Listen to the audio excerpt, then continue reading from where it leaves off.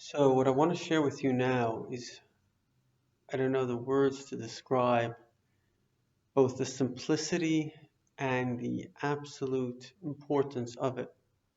And that is that every single thing that we do is one of three possibilities.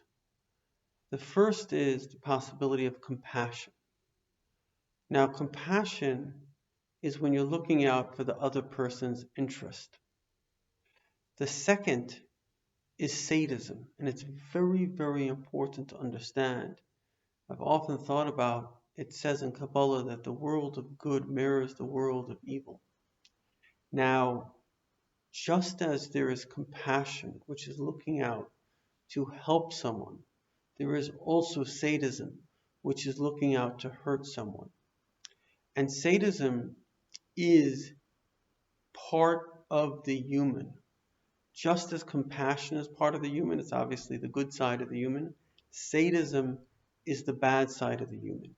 Every evil thing that ever happened, often in the West we don't want to believe that sadism exists. So we basically create this kind of bizarre thing that, I don't know, if blacks are murdering, well, it must be that they are victims and they have a right. No, they don't have a right. Those blacks that are murdering are sadistic murderers. That's what they are. I live currently in Africa. You know, everybody knows there are savages here. It's just the way it is. You know, the fact of the matter is that obviously it's not only blacks, it's anybody who's cruel is a sadist.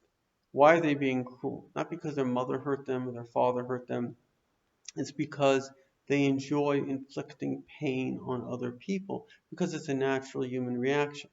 Now, when you have compassion, everything works in a balance. When you have compassion in your heart, you don't have sadism. But what happens when you lose your compassion?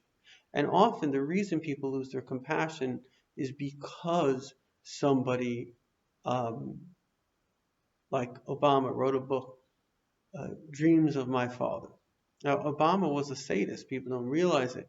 But think about what he actually produced in the world. 50, how many people know? 500,000 dead in Syria, Libya in a civil war, Yemen in a civil war. I mean, you just have to be a moron not to realize that this guy was like Hitler. Hitler was maybe more successful, but he was a sadist. They enjoy when other people suffer. And that's actually part of the reason people don't understand is they look happy and everybody wants to be happy. Their happiness is because they've lost their compassion. And the only joy that they have in them is the joy, the narcissism of sadism. And this is something that every human has. And in fact, we all seek power. Why do we seek power? What do we gain by power? The answer is it's just a sadistic streak in us. We want to be powerful. If I'm powerful, that means somebody's lower than me. So we have a sadistic streak in us. We all have it. And once we acknowledge that we have this evil in us, that's the only time that we can actually get rid of it.